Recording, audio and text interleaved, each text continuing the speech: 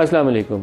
आज हुकूमत की जानिब से ये बयान सामने आया है कि पाकिस्तान तहरीक इंसाफ के ऊपर पाबंदी आयद की जाएगी और इमरान खान और डॉक्टर आरिफ अलवी के ख़िलाफ़ आर्टिकल 6 के तहत संगीन गद्दारी के मुकदमात कायम होंगे।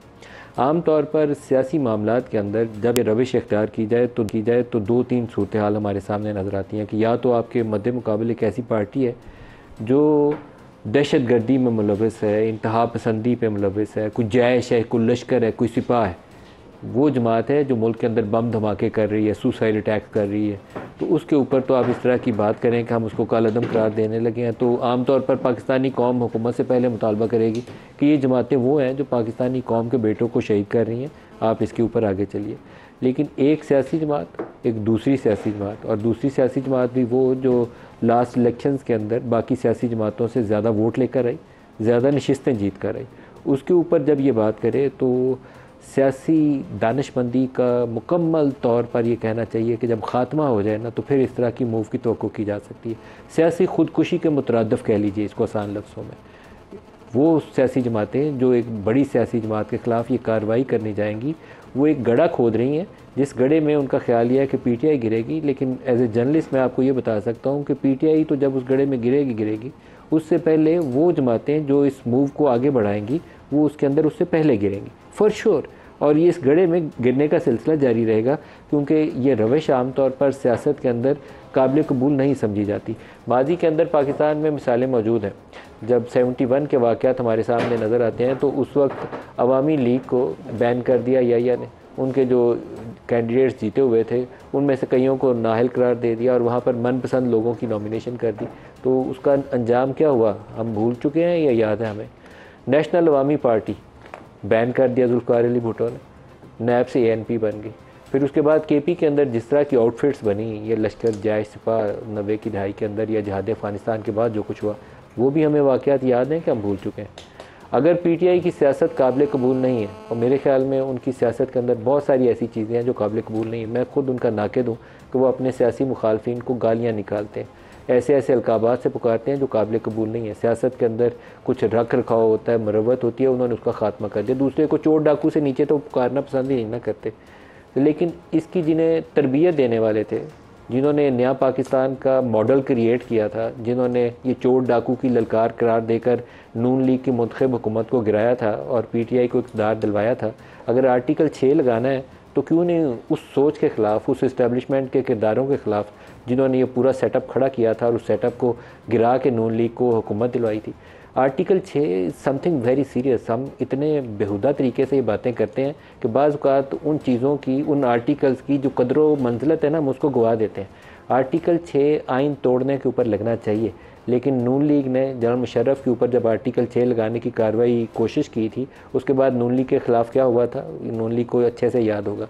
तो अपने सियासी मुखालिफ के ऊपर इतनी बड़ी बड़ी बातें करके कि हम तहरीक इंसाफ को बैन करने जा रहे हैं, इसके ऊपर तो फ़ॉरेन फंडिंग है और ये पता नहीं दुश्मन से मिल गई है, आर्टिकल 6 लगाने जा रहे हैं, वो बातें करने से पहले आपको अपने किरदार के ऊपर गौर करना चाहिए। नून लीग पीटीआई ने जो 9 मई किया, क्या वो दुरुस्त काम था? बिल्कुल नहीं था। यौम स्याह उसको बिल्कुल सही कहा। उसके लोग जो मुलव्वस हैं उसको सज़ा मिलनी चाहिए, बिल्कुल मिलनी चाहिए, और शफाफियत के साथ मिलनी चाहिए। वो सलूक नहीं होना चाहिए जो डॉक्टर यास्मीन या सरम जावेद के साथ हो रहा है, वो भी काबिल कबूल नहीं। सबूत लाएं, कोर्ट ऑफ लॉ में लेके जाएं, जिसको जो सज़ा मिलती है 2 साल, 5 साल, 7 साल, उसको वो सज़ा मिलनी चाहिए। लेकिन सियासत के अंदर वो रवायात अपनाएं जो कल को जाके आपके लिए फांसी का फंदा ना बन जाए। शहबाज शरीफ साहब मेरे ख़्याल में पीएमएलएन की सियासत को पाकिस्तान में नुकसान पहुंचाने वाले सबसे ज़्यादा अगर किसी शख्स को ज़िम्मेदार ठहराया जा सकता है तो वो मौजूदा वज़ीर-ए-आज़म शहबाज शरीफ साहब होंगे, क्योंकि इस्टेब्लिशमेंट के साथ मिलकर इन्होंने एक पॉपुलर जमात जो पंजाब के अंदर 2018 के इंतखाबात और उसके बाद 4 साल पीटीआई के दौरे हुकूमत में एक पावरफुल पोलिटिकल पार्टी थी पंजाब में। जितने बाई इलेक्शन हुए थे, एक सूबाई की नशिस्त सियालकोट की हारे थे, बाकी सारे के सारे 13 या 14 इलेक्शन थे पंजाब के, वो भी इवन केपी के अंदर जो बाई इलेक्शन थे वो भी पीएमएलएन जीत गई थी 4 सालों में। 2 साल के अंदर ऐसा क्या हुआ कि उसी नून लीग का वोट पंजाब के अंदर नापैद हो गया। 2018 में हम लाहौर, फैसलाबाद, ये नारोवाल, सियालकोट, इन हलकों में जाते थे तो नून लीग डोमिनेट करती थी इन हलकों में। 2024 में पीटीआई डोमिनेट करती थी इन हलकों में। क्यों? 1.5 साल के अंदर ऐसी क्या काया पलट हुई? पाकिस्तान मुस्लिम लीग नवाज़ को अपने अंदर झांक कर देखना चाहिए कि कहाँ मिस्टेक की। वो जो नारे लगाते थे वोट को इज़्ज़त दो, वोट को इज़्ज़त दो, उसके छोड़ के जब उनके ऊपर इमरान खान कहते थे ये बूट पॉलिश करते हैं, जब वो तर्ज सियासत इन्होंने बूट पॉलिशी वाला अपनाया तो उसके बाद इनका वोट ख़त्म हो गया और ये जारी रहेगा। ये तनज़ली का सफ़र है जब तक अपनी सियासत दुरुस्त राह पे लाएंगे नहीं। फ़ौज को गालियाँ नहीं निकालनी चाहिए, ये काबिल कबूल नहीं है। सुप्रीम कोर्ट के ऊपर अटैक जैसे नून लीग ने किया था नहीं करना चाहिए। अदारों का एक रख रखाव है वो रखना चाहिए, लेकिन ना उनके कंधों पे चढ़ के हुकूमत में आना चाहिए और ना उनके कंधों पे बंदूक रख के फायर करने चाहिए। अपनी सियासत करें अपने अपने दायरा कार के अंदर रहते हुए, उनको सिर्फ कहें कि आप सियासत में मुदाखलत ना करें, इससे ज़्यादा आपका रोल नहीं है। आज जो अता तारड़ का बयान है वो आपको सुनवा दूँ, फिर गुफ्तगू आगे बढ़ाते हैं।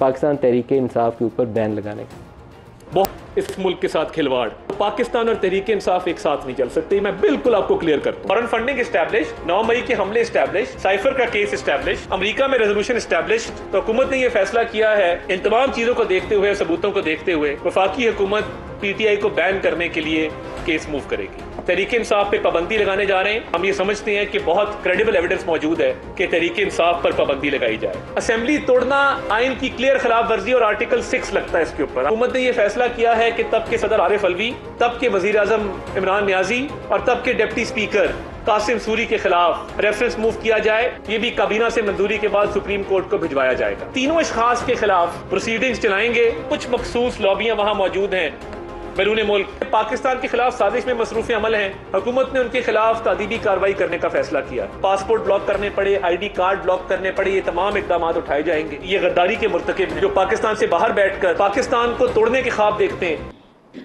जो आज हमारे साथ प्रोग्राम में शुरका है, मुस्तफ़ा नवाज़ खोखर साहब हैं, आबिद शेर अली साहब हैं, शाह खावर साहब हैं, इसके अलावा सलमान अकरम राजा साहब हमारे साथ हैं। सबको प्रोग्राम में खुश आमदीद कहता हूँ। मुस्तफ़ा नवाज़ साहब, PTI पे पाबंदी और आर्टिकल 6 दोनों के ऊपर आपका रद्द-ए-अमल। मलिक साहब, अफसोसनाक दिन है आज पाकिस्तान की सियासत में कि ऐसी जमातें, खुसूसन मुस्लिम लीग नून, मैं ये समझता हूँ कि उनके जो सदर हैं, सरबराह हैं मियाँ नवाज शरीफ साहब, उनका एक बड़ा तवील पॉलिटिकल करियर है और उनके असल सियासी सफ़र का आगाज़ शुरू हुआ 1993 में, जब उन्होंने कहा मैं डिक्टेशन नहीं लूँगा, इस्तीफ़ा नहीं दूंगा, डिक्टेशन नहीं लूँगा। वो सफ़र जो उनका उस वक्त से शुरू हुआ, आज उसका इख्तिताम जो नज़र आ रहा है वो इस चीज़ पे कि जो हुक्म मेरे आका। एक सियासी जमात को ये कतन ज़ेब नहीं देता कि जो इतने तल्ख तजर्बात से गुजरी हो, जिसने सब कुछ खुद भी फेस किया हो, आज वो ग़ुलामी का गले में तौक पहने ये कहे कि सियासी जमात जो है एक और, उसको हम बैन करने जा रहे हैं। इस मुल्क में जिस चीज़ को बैन करने की ज़रूरत है वो सियासत के अंदर मुदाखलत है। उसको बैन करने की कोई सियासी जमात बात नहीं करती। तमाम सियासी जमातें इस चीज़ के ऊपर कल्बी तौर पर, जहनी तौर पर यकसू हैं कि हमने जिनकी सियासत के अंदर मुदाखलत बैन होनी चाहिए उनके साथ हमने अलाकार बनना है, उनको इस्तेमाल करना है, इस्तेमाल करके हुकूमत में आना है। उस बैन करने को वो उस तरफ नहीं जाते ये। और आज नतीजा ये है कि हमारा मुल्क माशी तौर पर बहुत गैर मुस्तहकम है। आज इस मुल्क के अंदर आम लोग अपनी उनकी जिंदगी गुजारना अजीरन हुई है इस पॉलिटिकल इंस्टेबिलिटी की वजह से।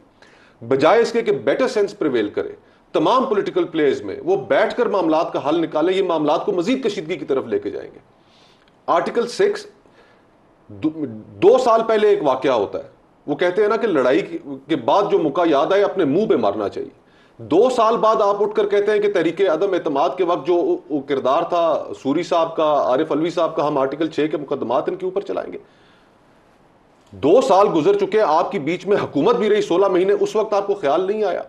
आज ये जो गुफ्तगू कर रहे हैं इसका मकसद सिर्फ और सिर्फ ये है कि पाकिस्तान के अंदर इंतशार को मजीद फैलाया जाए। वैसे उसकी रेजोल्यूशन फवाद चौधरी ने मूव की थी, उसका नाम नहीं लिया उन्होंने।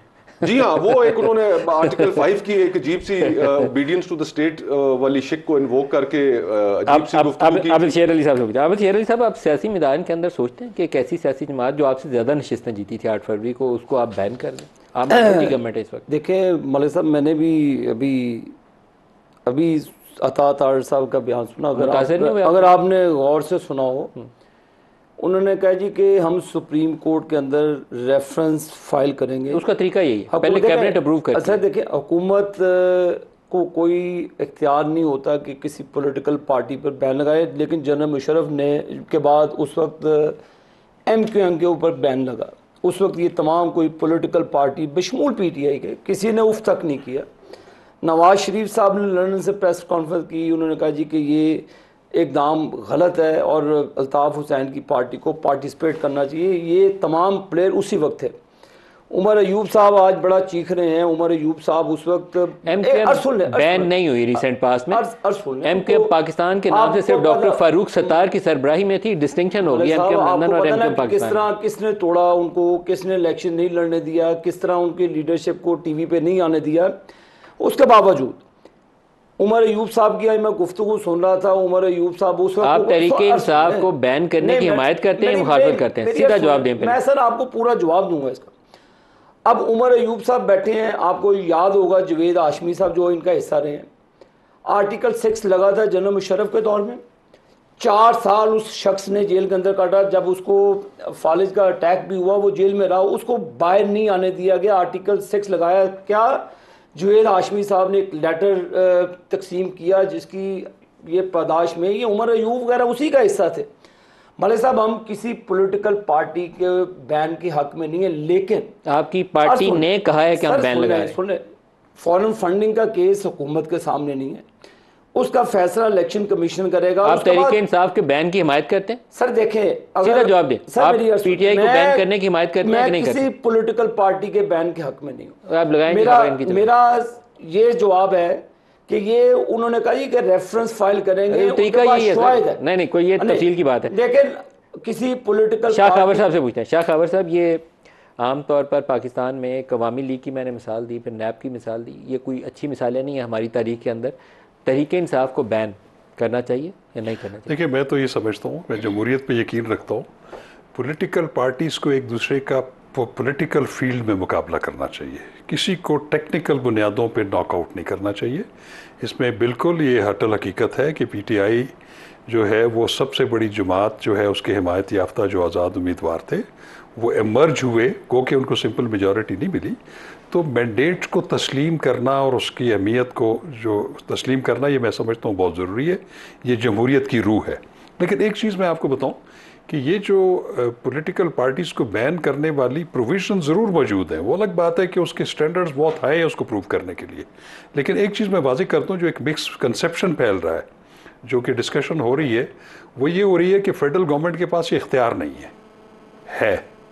बहुत ही एक्सट्रीम स्टेप के बाद ये है, वो ये है कि सेक्शन 17(2) जो है आईन पाकिस्तान की, वो ये कहती है कि जब फेडरल गवर्नमेंट मुतमईन हो कि कोई पॉलिटिकल पार्टी पाकिस्तान की सिक्योरिटी और इंटेग्रिटी के अगेंस्ट काम कर रही है, तो वो एक डिक्लेरेशन इशू करके उसको बैन कर सकती है, एक नोटिफिकेशन इशू कर सकती है।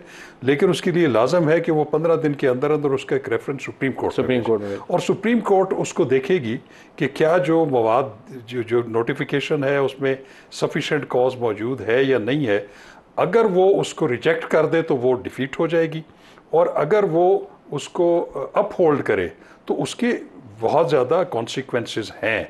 फिर वो दफ़ा 213 के तहत वो पॉलिटिकल पार्टी जो है वो न सिर्फ बैन होती है, बल्कि उसके जितने अराकीन असम्बली हैं, चाहे कौमी असम्बली है, सेनेट है, सूबाई असम्बली है, इवन लोकल बॉडीज़ के, वो तमाम रिमेनिंग टर्म के लिए डिस्क्वालीफाई हो जाते हैं। ठीक है। अब बात यह है कि एक चीज़ मुझे तहरीके इंसाफ को बैन होना चाहिए। मैं तो पहले कह दिया कि देखें, ये जब फॉरेन फंडिंग का केस हुआ था, तहरीके इंसाफ को बैन होना चाहिए। मैं कहता हूँ कि किसी भी पॉलिटिकल पार्टी को बैन नहीं करना चाहिए। सियासी मैदान में सियासी मुकाबला करें। एक चीज़ जो सलमान अकरम राजा साहब, हमने आपसे पिछले हफ्ते भी डिस्कस की थी, अज़मा बीबी भी साथ थी, उस वक्त लगता था कि शायद ये अभी क्या सराई है, लेकिन ये क्या सराई नहीं थी, इसकी तैयारी थी और आज उसकी बाकायदा अनाउंसमेंट हो गई। अब इसके ऊपर आपका रद्दअमल और स्ट्रेटजी और हिकमत अमली क्या होगी? देखिए, एक बचकाना सी हरकत है। मुझे तो ये सोचकर अफसोस होता है कि हमारा मुल्क किस सतह के लोगों के इस वक्त कब्ज़े में है। कौन ये मंसूबा साज हैं जो बैठकर ये सोचते हैं? ये बिल्कुल मुझे लगता है कोई खिलंडरे से बच्चे सड़क से उठकर अंदर आते हैं और सोचते हैं ये हम कर दें। इसमें ना फरासत है, ना इसमें कोई तारीख़ का इदराक है, ना इसमें कोई मुस्तकबिल की समझ है, ना हाल के हवाले से ये सोचते हैं कि इस मुल्क में अफरा तफरी फैलाकर लोगों को मायूस करके हम इस मुल्क के लिए क्या हासिल करेंगे।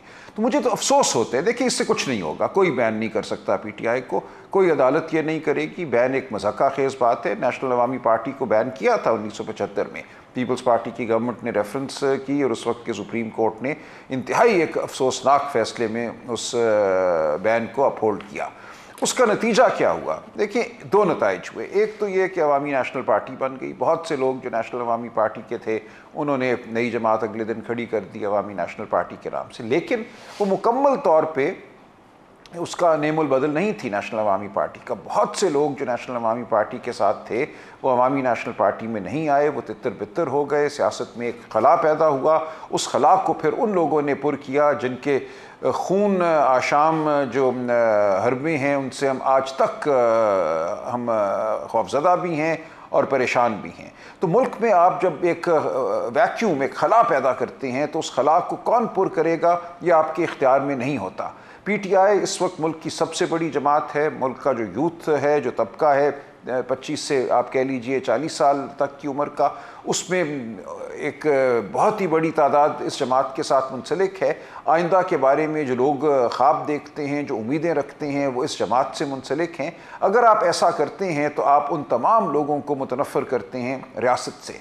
और देखिए, PTI कोई लिसानी जमात नहीं है, इसकी सियासत लिसानियत पर मबनी नहीं है, ये सूबाई जमात नहीं है, ये किसी फ़िरके से मुंसलिक जमात नहीं है। ये पाकिस्तानियत का जो हमारा एक राइज तसव्वुर है, ऐन उसके वस्त में खड़ी हुई एक जमात है।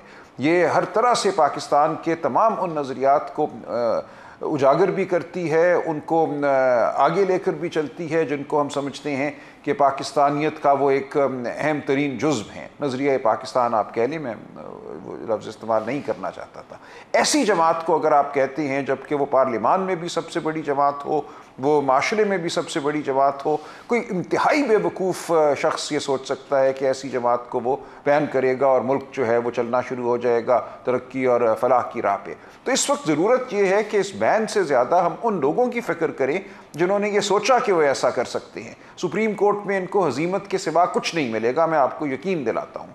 लेकिन ये सोचने वाले जो लोग हैं असल में इस मुल्क के वो दुश्मन या नादान दोस्त हैं जिनसे हमें छुटकारा हासिल करना हो। क्या PMLN खुद ये सोच रही है? ये एक सवाल है जो मेरे जहन में आता है। क्या नवाज शरीफ ये सोच रहा होगा कि PTI को बैन कर दूं ताकि उसकी पार्टी के लिए खुला मैदान हो जाए? तो मेरा जवाब तो नहीं में आता है। नवाज शरीफ कम अज़ कम, अगर वो सियासतदान ही वही है सियासतदान जो पिछले 15-20 साल इस्टेब्लिशमेंट से उसकी हर दूसरे साल लड़ाई होती थी, तो फिर तो उसके दिमाग में ये सोच नहीं आनी चाहिए। शहबाज शरीफ का एक छोटा सा बयान है जो FB उन्होंने दिया, लेकिन गलत जगह पे वो बयान आया, लेकिन उसकी रिफ्लेक्शन पॉलिटिकल थी, जिसमें वो कहते हैं कि कोई दबाव नहीं लूँगा, इस्तीफ़ा दे दूँगा। ज़रा सुन लिए, फिर मैं आगे इसके ऊपर गुफ्तगू बढ़ाता हूँ। I will quit, but I will not come under any pressure. This you must know loud and clear, and I want to make it loud and clear. I will quit, but I will not come under any pressure. This you must know loud and clear, and I want to make it loud and clear. Mustafa साहब, बाज़ औक़ात मुझे लगता है कि PMLN वो बेचारे फंस गए हुए हैं। अब भाग भी नहीं सकते, क्योंकि पहले भागने की हुकूमत साजी के वक्त कोशिश की थी तो वो लियाकत साहब जो थे कमिश्नर रावलपिंडी, उन्होंने प्रेस कॉन्फ्रेंस कर दी तो रात के 12 बजे जरदारी साहब और शहबाज साहब ने बैठ के इत्तेहाद बना लिया। अब दोबारा इन्होंने इस्तीफ़े की बात की है तो उससे कोई बड़ी चीज़ आ जाएगी। दे आर प्रॉबेबली हेल्पलेस इस वजह से कि जब आप कॉम्प्रोमाइज़ कर लेते हैं मलिक साहब, कॉम्प्रोमाइज का मदर ऑफ ऑल कॉम्प्रोमाइज कि आप कॉम्प्रोमाइज भी एक छोटा लफ्ज नजर आता है, तो उसके बाद फिर आपके पास वो गुंजाइश नहीं रह जाती। जब आप कोई फायदा हासिल कर लेते हैं और गैर कानूनी गैर आईनी फायदा हासिल करते हैं, और इससे बड़ा फायदा क्या होगा कि अवामी मैंडेट के अगेंस्ट फॉर्म 47 आपको हाथ में पकड़ा कर असेंबलियों के अंदर पहुंचा दिया जाए तो फिर आप बात नहीं कर सकते। फिर आप पाकिस्तान के मफाद की भी जो बात हो तो आप आगे खड़े नहीं हो सकते और ये नहीं कह सकते कि जनाब ये काम हम बतौर सियासतदान भी नहीं इसलिए करेंगे कि ये मुल्क के मफाद में नहीं है, इससे मुल्क के अंदर इंतशार फैलेगा। एक जब पूरी वफाकी जमात को जब आप बैन करने की जानिब चल पड़ेंगे तो क्या आपका क्या ख्याल है कि इस मुल्क के अंदर ये सब कुछ बहुत आराम से हो जाएगा? क्या इसके ऊपर इदारे रिएक्ट नहीं करेंगे, जुडिशरी रिएक्ट नहीं करेगी? वही जुडिशरी के जिसने आज से चंद दिन पहले उन्होंने PTI को बतौर सियासी जमात सुप्रीम कोर्ट के 11 जजेस ने उसको तस्लीम किया, तमाम जजेस ने उसको तस्लीम किया।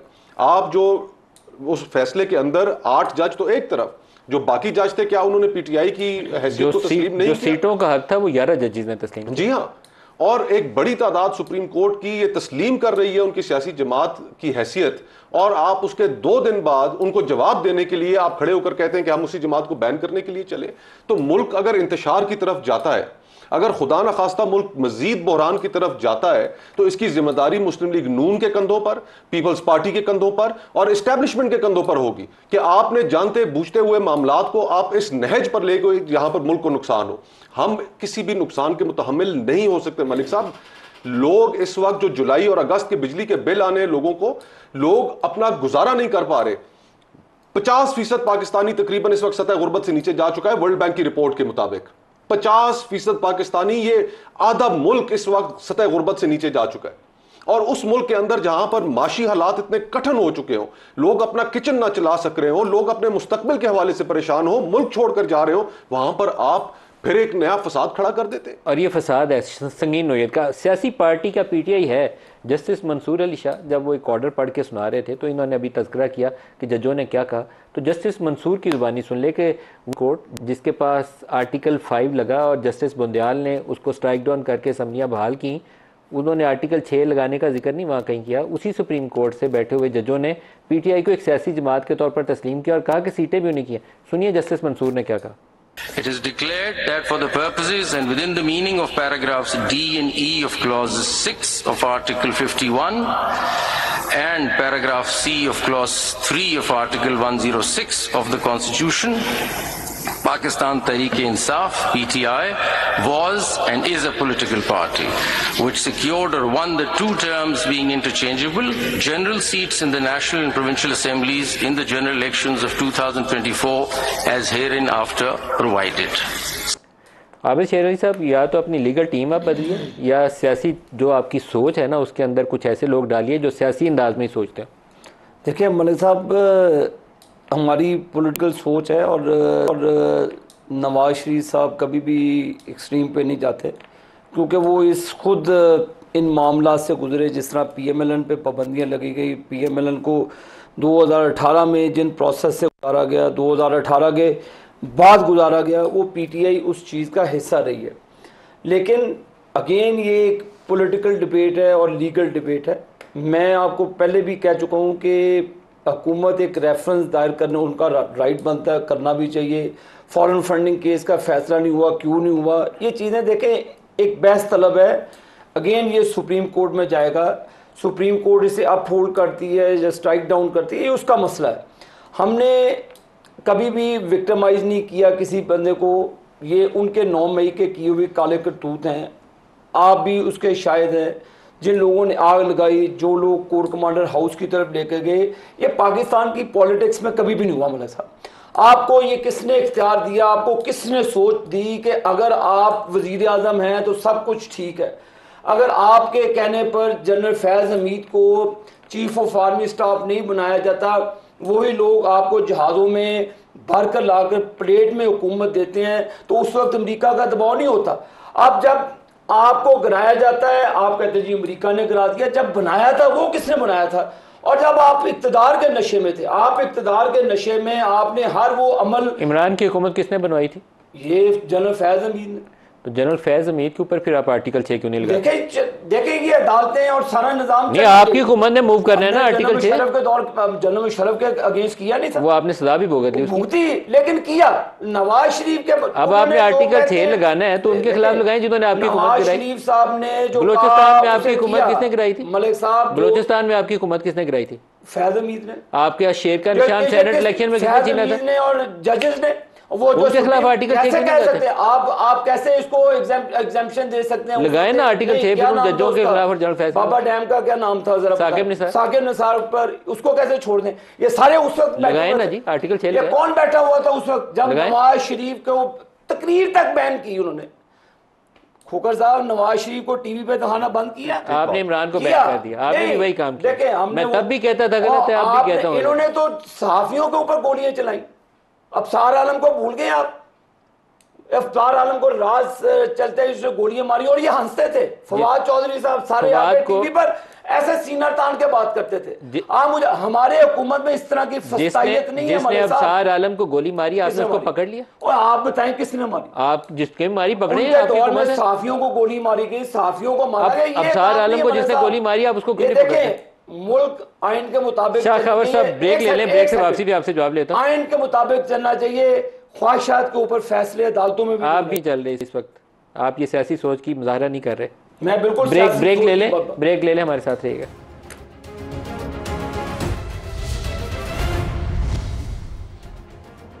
प्रोग्राम में दोबारा खुश आमदीद कहते हैं। शाह खबर साहब, सियासी एतबार से आप क्या तजवीज़ करते हैं? ये जितना पोलराइज्ड इस वक्त माहौल है, इसमें मज़ीद इजाफा ही होगा, आग ही लगेगी, तो हम पाकिस्तान में क्या ये अफोर्ड कर सकते हैं? देखिए, अफोर्ड नहीं कर सकते। मैं समझता हूँ कि इस वक्त एक वसी तर डायलॉग की ज़रूरत है।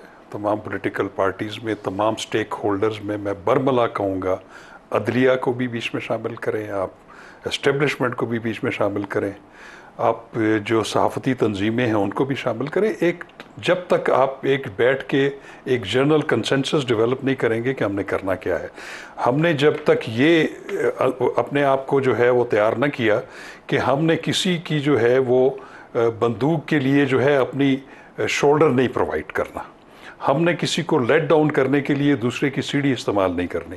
देखें, ये 2013 में जब PMLN की गवर्नमेंट आई थी तो किसने धरना शुरू किया था? जितने भी था, सर एस्टेब्लिशमेंट ने बैक किया था इमरान खान को। मैं ये कह रहा हूँ कि आप क्यों अपना कंधा देते हैं दूसरे की बंदूक के लिए, गोली के लिए? ये सब ने गलतियां की हुई हैं, मैं आपको बताऊं, सबसे गलतियां हुई हैं। और मैं ये समझता हूं कि अभी सलमान अकरम राजा साहब जो अभी फरमा रहे थे कि ये खलंडरे से बच्चे की जो है वो जिद है या वो काम है, आपको भी इस खलंडरेपन से निकलना पड़ेगा, आपको भी सीरियसली चीज़ों को लेके सोचना पड़ेगा। आपने क्यों IMF को लेटर लिखे हैं, आपने क्यों ट्वीट्स इस तरह की किए हैं, आपने क्यों शेख मुजीबुर रहमान का, आप भी एक बहुत ही जो है एक हटदर्म किस्म के स्टैंस के ऊपर खड़े हैं। तमाम फोर्सेस को थोड़ा थोड़ा पीछे आना पड़ेगा और पाकिस्तान के लिए सोचना पड़ेगा, पाकिस्तान के पॉलिटिकल इस्तेकाम के लिए। अब इकोनॉमी में हम कितना पीछे हैं, IMF हमारे सर पे खड़ा है। और दूसरा सबसे बड़ी बुनियादी बात यह है कि लॉ एंड ऑर्डर सिचुएशन क्या है इस वक्त। KPK के कुछ अजला में आप रात को बाहर नहीं निकल सकते, दहशत गर्दी का हमें बहुत बड़ा सामना है। ये तमाम चीज़ें तभी हैं कि ये मुल्क होगा, तब हमारी पॉलिटिक्स भी होगी, पॉलिटिकल पार्टीज भी होंगी, हमारे मफादात भी होंगे। खुदारा मैं तो ये कहता हूँ कि कोई एक शख्स आगे आए, और उसके लिए मैं हमेशा एक बात करता हूँ। मुझे याद है कि जब आसफ सईद खोसा साहब, जब वो जो असाकर निसार साहब का फुल कोर्ट बेंच था, उसमें उन्होंने एक बड़ी ज़बरदस्त बात की थी। उन्होंने ये कहा था कि इस वक्त एक वसी डायलॉग की ज़रूरत है और सदर मुमलिकत जो है वो एक ऐसा ओहदा है, इर्रिस्पेक्टिव के वहाँ कौन बैठा हुआ है, वो एक यूनिटी की अलामत है फेडरेशन की। वो तमाम स्टेक होल्डर्स को एक प्लेटफॉर्म के नीचे लेके आए, उन पर वसी तर डायलॉग करे, उधर पैरामीटर्स तय हों और उसूल जो हैं वो गेम के उसूल तय हों, और उसके बाद फिर आप पॉलिटिक्स करें। इसके अलावा कोई हल नहीं है। सलमान अकरम राजा साहब, जो PTI का ऑफिशियल अकाउंट है, आज जनरल आसिम मुनीर का बाकायदा नाम और तस्वीर छाप के उन्होंने जो नुकात नीचे लिखे हैं, आपकी सियासी सोच के मुताबिक उसमें से बहुत सारी बातें सही होंगी, लेकिन दैट ऑल्सो शोज़ कि हम फ़ौज और एक बड़ी सियासी जमात जिसको 3 करोड़ लोगों ने वोट दिए हैं, सामने आमने एक दूसरे की तरफ बंदूकें ताने खड़े हुए देखते हैं।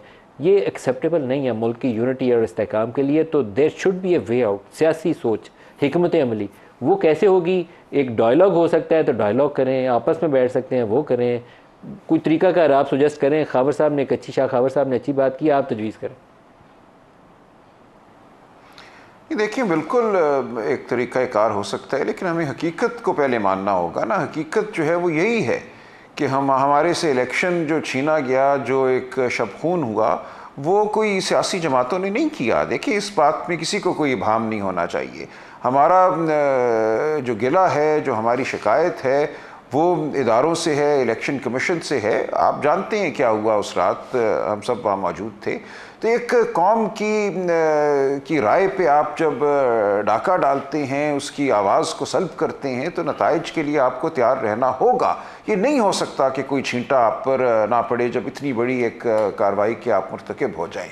तो अब ज़रूरत ये है कि सब लोग अपने अपने किरदार पर नज़र-ए-सानी करें, फरासत से बैठ के बात करें। देखिए, ये कहना कि सब ये गालियां देते हैं, सब ये खिलंडरे हैं, ऐसा नहीं है।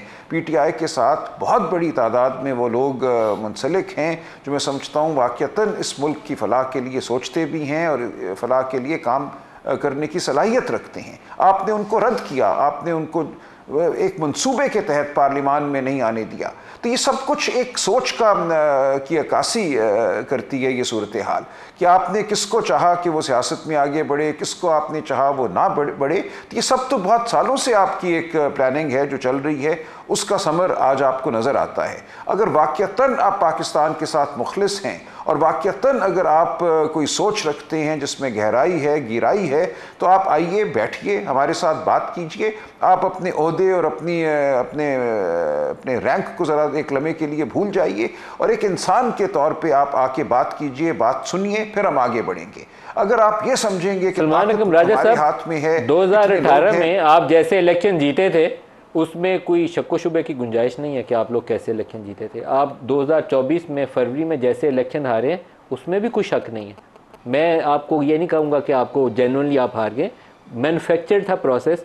18 में भी आपको सपोर्ट किया गया था, 24 में आपको हराने के लिए भी सिस्टम ने काम किया, लेकिन आपके लिए कोई वे फॉरवर्ड भी तो होगा ना। आप जो जनरलाइज स्टेटमेंट दें तो वो ठीक नहीं है। और फौज से टकराओ वो भी पाकिस्तान का मफाद नहीं है।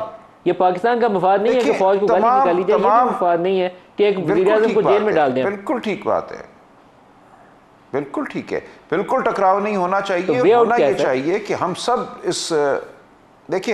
इस मुल्क के वफादार शहरी हैं, हम सब इस मुल्क के लिए दर्द रखते हैं। हम सबको बैठ के अपनी गलतियों को मानना चाहिए, वो 2018 की गलती हो या 2024 की गलती हो, हमें उनको तस्लीम करना चाहिए और हमें अवाम को अहमियत देनी चाहिए। देखिए, ये बहुत पुरानी बात हो गई कि पाकिस्तान के अवाम कुछ नहीं जानते, अनपढ़ हैं, जाहिल हैं, हम ऊपर से बैठ के चंद टेक्नोक्रेट्स की मदद से मुल्क को दौड़ाएंगे। ऐसे नहीं होता। ये 76 साल से हम ये करने की कोशिश कर रहे हैं। सन 60 की दिहाई में और टेक्नोक्रेट होते थे, 80 की दिहाई में कोई और आ गए, फिर हमने देखा 2000 में और आ गए और मुल्क नीचे से नीचे जाता गया। तो हमें सबको बैठ के ये सोचना होगा कि आगे बढ़ने का तरीका क्या है। जो बजट आया है ये पाकिस्तान की आवाम के चेहरे पर एक तमाचा है। जिस तरह सैलरीड क्लास को, जो तनख्वाहदार तबका है, उनको निचोड़ा गया है, उससे नज़र ये आता है कि जहनी एक किस्म की एक बैंक्रप्सी है, जहन में कोई सोच नहीं है फलाह की, आगे बढ़ने की। तो आप बैठिए, हमारे साथ बात कीजिए। हमारा ताल्लुक़ लोगों के साथ है, गलियों में, घरोंदों में, गाँव में जो लोग बसते हैं उनकी आवाज़ आप सुनिए, हम आगे बढ़ पाएंगे। आप एक किसी बंद कमरे में बैठकर इतनी ऊंची फसील क्यों ना हो, आप फैसले नहीं कर सकते। बयानात की जो तलखी है उसको मैं अगर सामने रखूं तो मुझे अभी कोई मिडिल ग्राउंड नज़र नहीं आती। इमरान खान जब ये केस जो भी अभी तोशा खाना का, वो भी घटिया केस है माजरत के साथ, उसके अंदर वो जज साहब के सामने उन्होंने दोबारा बोला कि बादशाह सलामत को पसंद नहीं, जिसको बादशाह सलामत कह रहे थे 25 करोड़ को पता है किसको कह रहे थे। इसलिए मैं टीवी पे इसलिए नहीं बोलूँगा कि मेरे चैनल के लिए मसाइल ना पैदा हो जाए। तो आपको अगर मिडिल ग्राउंड स्ट्राइक करनी है तो डिसेंट लोग, सलमान अकरम राजा इंगेज करें, कुशाह महमूद कुरैशी किसी को इंगेज करें, तो मिडिल ग्राउंड आ जाएगी कहीं ना कहीं। गालियों से तो मिडिल ग्राउंड नहीं है। बिल्कुल मिडिल ग्राउंड निकल सकती है, लेकिन उस मिडिल ग्राउंड के निकालने के लिए तहरीक इंसाफ को अपनी सोच के अंदर भी एक मुस्बत पॉजिटिविटी लेकर आनी पड़ेगी। अभी सलमान भाई की जितनी गुफ्तगू मैं समझाऊं उसमें उन्होंने कहा कि आप आइए हमारे साथ बैठिए, चाहे जितना मर्जी है, बड़ा आपका रैंक हो, ओहदा हो। मुराद क्या है? मुराद ये है कि हम आर्मी चीफ से मुज़ाकरात करना चाहते हैं। मुराद क्या है कि हम इस्टेब्लिशमेंट से बात करना चाहते हैं। दीगर जो पॉलिटिकल फोर्सेज हैं वो भी पाकिस्तान के लेजिटिमेट स्टेक होल्डर्स हैं। आप उनके किरदार को इस तरह मिनिमाइज नहीं कर सकते।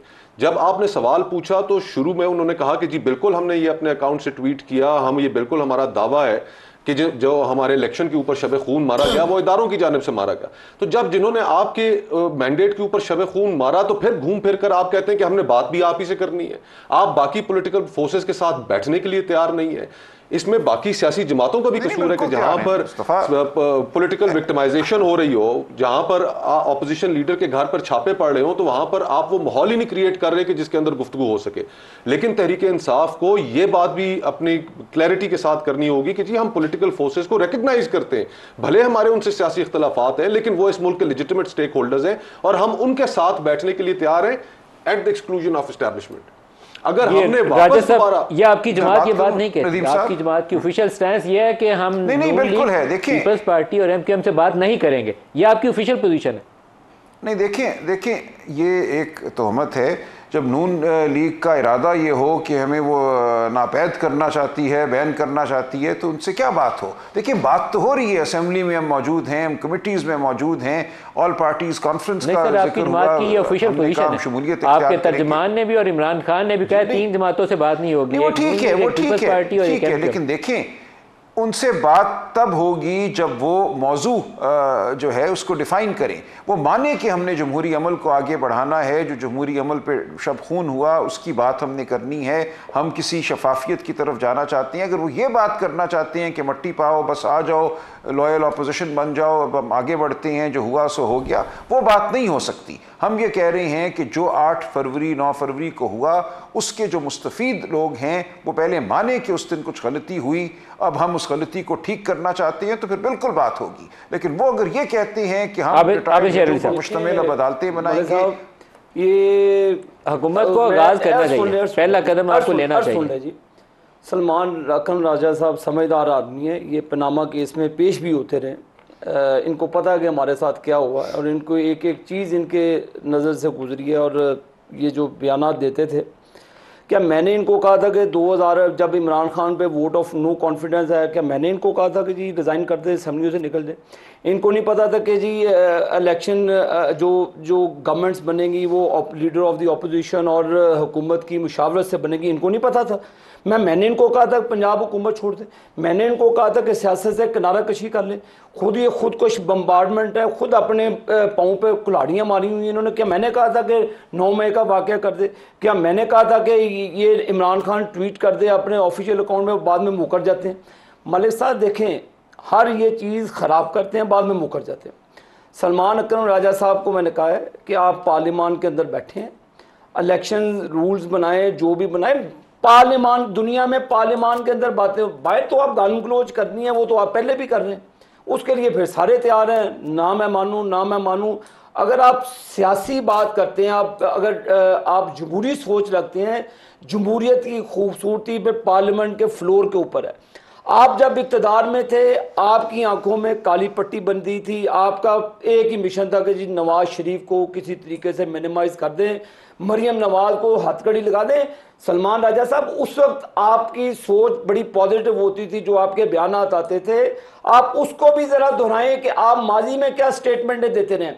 आपने जुल्म किया, जाते हैं आप अमेरिका में, मलिक साहब 1 मिनट दे दें, बड़ी देर बाद बारी आई है, अमेरिका में जाते यूएनओ में खिताब करने, वहाँ पे कहते जी कि नवाज शरीफ के AC उतरवा दें। नवाज शरीफ को देखें, आपकी सोच का महवर ही नवाज शरीफ है, मूंछों से पकड़ के एक को जेल में डाल दूं, जेल में डाल दें, आप हीरोइन के केस डाल दें, आप हमें अपनी जो मेरी अपनी एहलिया का जनाजा भी नहीं पढ़ सका, आपने क्या क्या जुल्म नहीं किया हमारे ऊपर, ये काम हमने अभी आप पे नहीं किए। बात यह है कि पाकिस्तान की गरीब आवाम गुर्बत की लकीर के नीचे चले गई है, वो आपकी तरफ भी देख रही है, हुकूमत की भी तरफ देख रही है। ना फिर रहेगे बांस तो ना बजेगी बांसुरी।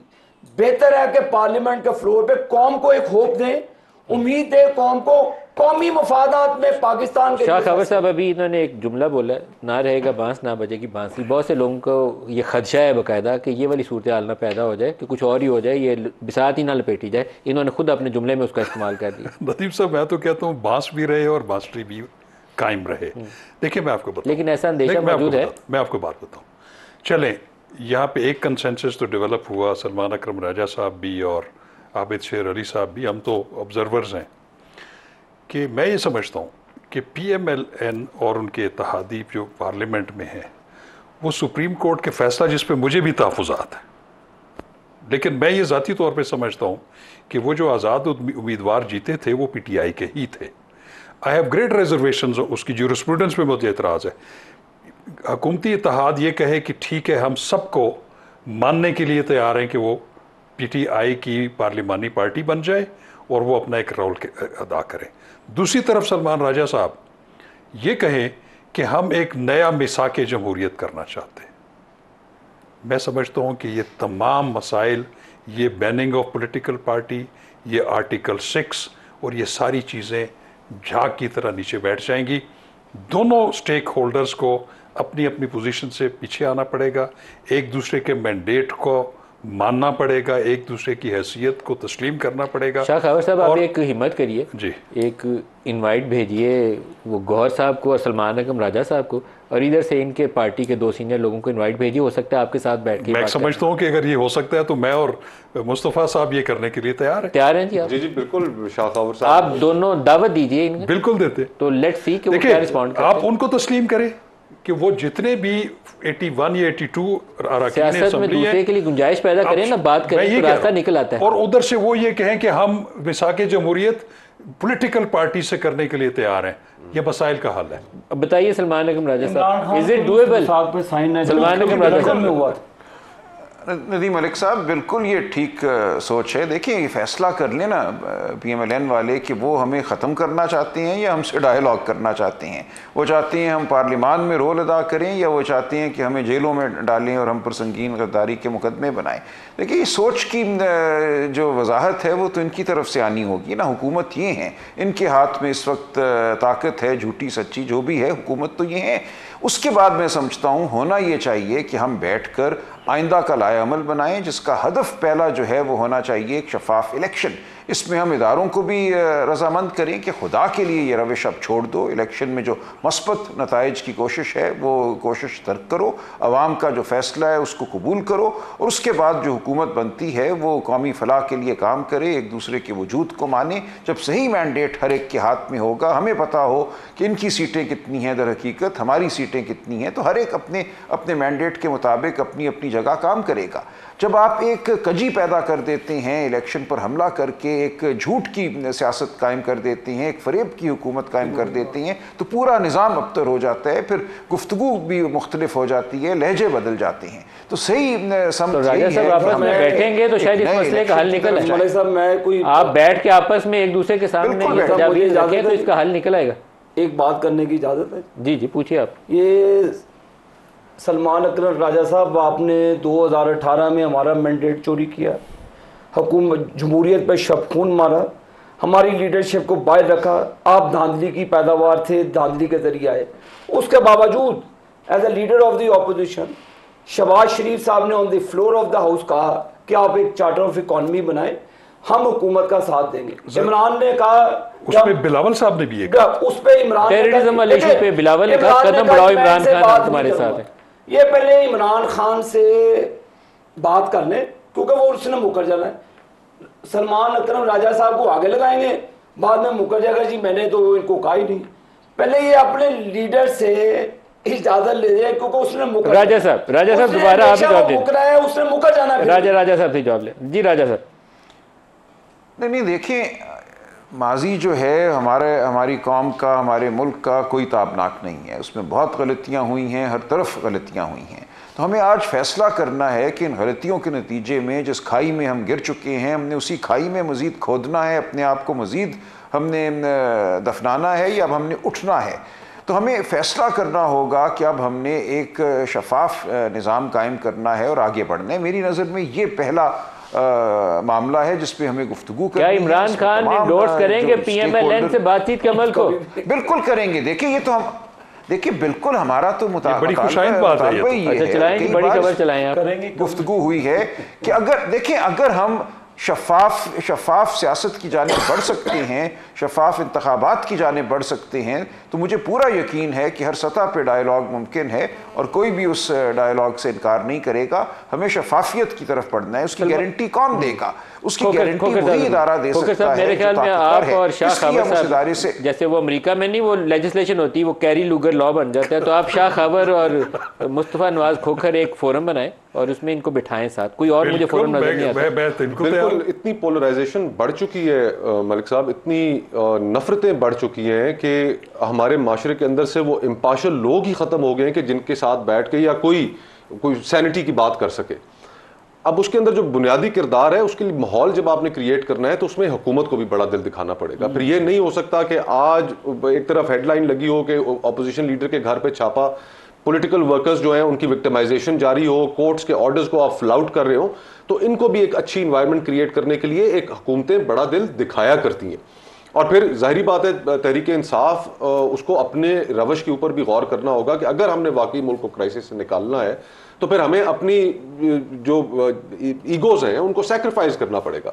और हमें जो बुनियादी बात इस मुल्क में तय करने की जरूरत है, सियासत में पॉलिटिकल पार्टीज का अलग अलग वजूद होना, एक दूसरे की पॉलिसीज की मुखालफत करना, ये तो चलता है, लेकिन जिस बुनियादी चीज पर तमाम पॉलिटिकल फोर्सेस को इकट्ठे होने की जरूरत है कि हम ये बुनियादी तजाद तय करें कि ये मुल्क चलाना किसका काम है। अब मुल्क चल नहीं रहा है, अब मुल्क चल नहीं रहा। ये 25 करोड़ शाह खबर साहब, अगर हमने इसको ऐसे ही छोड़ दिया ना, तो मैं सर आपकी शाह खबर साहब से सुन लूँ फिर आपकी तरफ आता हूँ। जिस तरह पाकिस्तान नीचे जा रहा है ना, और लोगों की ज़िंदगियों में जितनी मुश्किल है, वो टाइम दूर नहीं है कि कोई एक सियासी जमात भी और कोई एक इदारा भी अपनी वो जो वैल्यू है ना लोगों की नज़रों में वो कायम नहीं रख सके। बिल्कुल खो देगा। देखिए, मुझे पंजाबी का एक शेर याद आ रहा है कि लाली अखियां दी दस दिए, रोए तुसी भी हो रोए असी भी हाँ। तो आप इकट्ठे बैठ जाएं, आप अपने आप को पहले अपने पैरामीटर्स तय कर लें, rule of the game set कर लें कि हम किसी भी तीसरी कुव्वत को जो है अपने मामलात में नहीं दखल अंदाजी करने देंगे और ना हम किसी के उसमें बहकावे में आएंगे। मेरी तजवीज़ को संजीदगी से लीजिए। मेरे ख्याल में बाज़ औक़ात वो ऐसे लोग नवाबजादा नसरुल्लाह जैसे तो अब है नहीं, किसी को इनिशिएटिव लेना पड़ता है। TORs बना के PTI को और नून लीग और पीपल्स पार्टी के कुछ चीदा लोगों को, 7-8 लोगों को इनवाइट करिए और इनको बिठाइए। बिल्कुल कर लेते, बिल्कुल कर लेते। पाकिस्तान के लिए रास्ता निकलेगा, लेकिन आप दोनों हजरात इस पे इनिशिएटिव बिल्कुल ठीक बात है, इस पे हम बिल्कुल। ये खोखर साहब होस्ट करेंगे, आप इसके TORs ड्राफ्ट बिल्कुल कर लेते। राजा साहब, आप क्या ऐड करना चाहते हैं? जी बिल्कुल, मैं तायद करता हूँ। देखें, इस वक्त सूरत हाल ये है कि जो हमारा इंतखाब का अमल है उस पर से एतमाद मुकम्मल तौर पे उठ चुका है। अब तो सियासत ये रही नहीं कि अवाम की खिदमत करोगे तो इंतखाब जीतोगे। अब तो ये है कि उस रात कौन क्या करेगा, किसके हक़ में फॉर्म 47 बनेगा, वो जीत जाएगा। लिहाजा किसी जमात को भी अब अवाम से ताल्लुक़ रखने की ज़रूरत नहीं है, अवाम की सियासत करने की ज़रूरत नहीं है, सिर्फ़ उसको इदारों की सियासत करने की ज़रूरत है। तो जब तक ये रविश ख़त्म नहीं होगी, इस मुल्क की कोई खिदमत नहीं करेगा, लोग अपनी अपनी खिदमत करेंगे, ये देखते रहेंगे किस चोर दरवाजे से मैं हुकूमत में आ सकता हूँ तो मैं आ जाऊँ। ये मुल्क के लिए तबाही का बायस है ये अमल, इसको हमें रोकना होगा। शाह खावर साहब, मुस्तफ़ा खोखर साहब ज़रूर इस पे कदम उठाएं।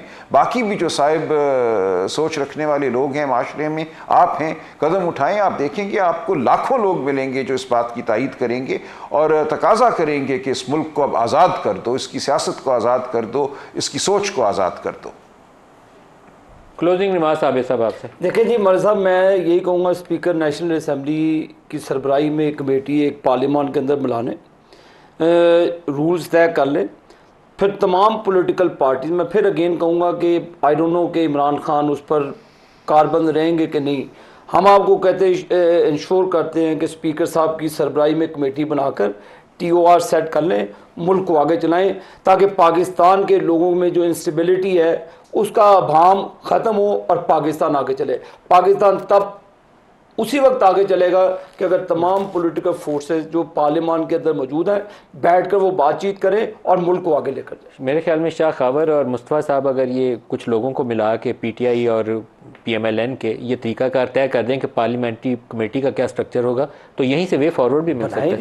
और उसमें as a goodwill gesture government जो है वो PTI के उन आज़ाद लोगों को PTI में तस्लीम कर पहला स्टेप तो ये हो सकता है, कॉन्फिडेंस बिल्डिंग हो सकती है। मुस्तफ़ा नवाज़ खोखर साहब, आबिद शेर अली साहब, शाह खावर साहब और सलमान अगम राजा साहब, आज के लिए इतना इजाज़त दीजिए। अल्लाह हाफ़िज़।